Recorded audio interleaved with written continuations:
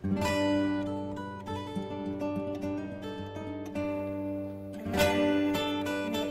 with the lid.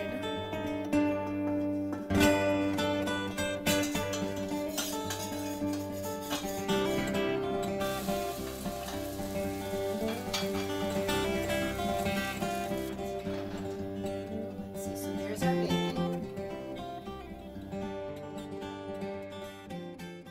Hi, I'm Margie and welcome back to my kitchen. What I've made today are donuts, but instead of frying them, I made them in here. I know what you guys are thinking, and I agree in some ways, but I will say they really weren't so bad, okay? But I followed the directions and I came up with a few new ideas to help them come out a little bit better. But this is what they look like. And we're going to get started right away making them.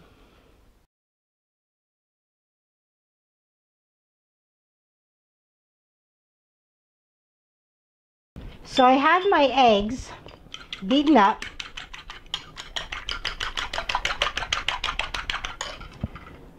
And I have my buttermilk. So what I'm going to do is I'm going to add my liquid. I always like to add the liquid ingredients together.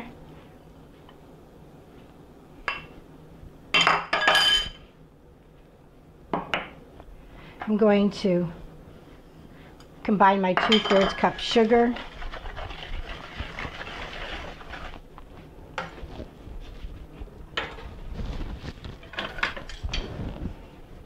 I'll add my liquid ingredients together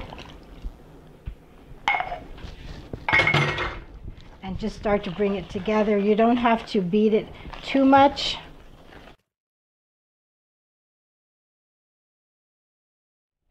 Okay, so I'm just going to pour it into my pitcher. And we'll see how this works.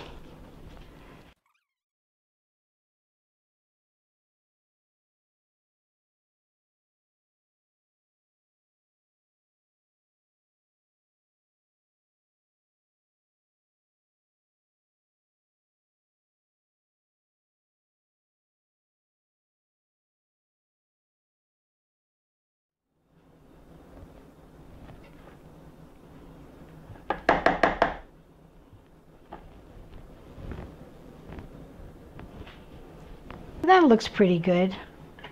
All right, so I'm going to go ahead and put them in.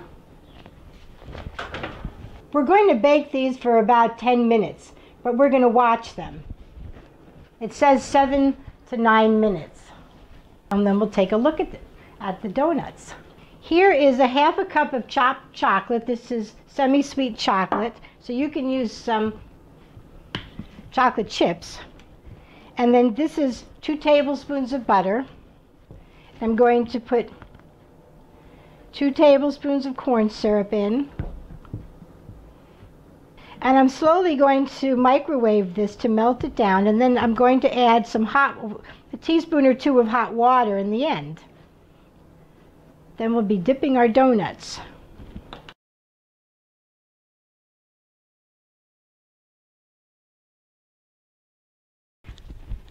I've taken the donuts out of the oven.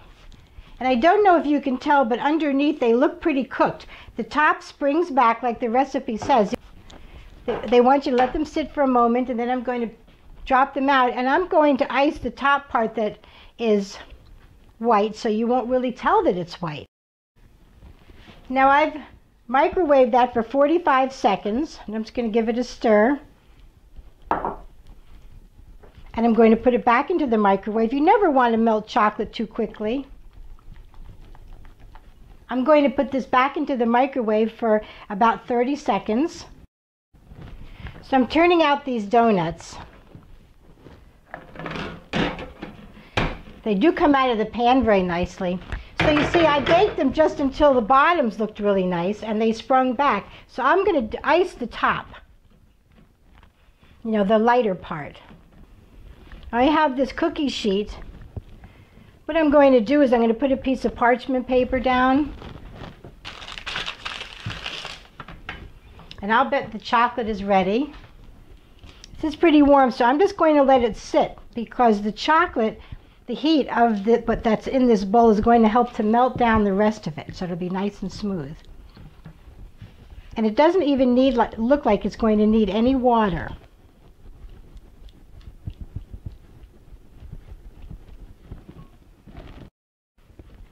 I'm going to hasten it a little bit by using a whip.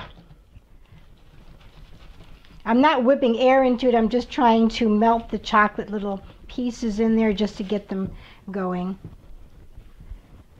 But I'm still going to let this sit for a moment because I don't want, if it's really thin because of the heat, it's not going to stay on the donut, and it's not going to make a nice coating. It really is interesting how they came out. The bottoms look absolutely gorgeous and they spring back. So we'll just see what happens. Can't say we didn't try to use my present for my birthday. I have it on tape. I'm going to dip a couple of these now and try to go all the way down to where it starts to turn brown. See, now you'd never know that there was a white part on the top.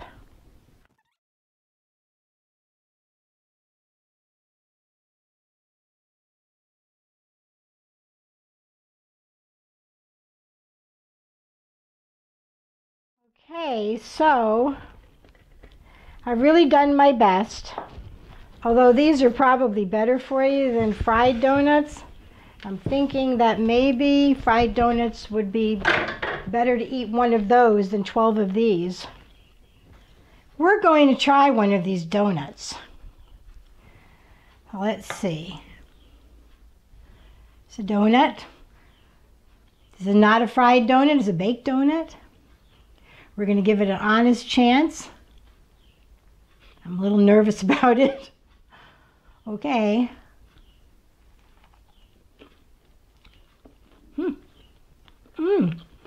That's actually pretty good.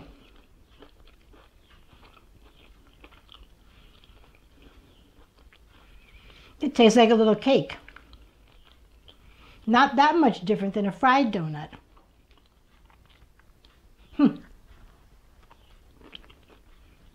I will say the chocolate does help. Go pour yourself a cup of coffee and give these a try. If you see a pan like this, don't be too afraid to buy it. I'll see you soon. Bye. Finish my donut. See, that's what the center looks like.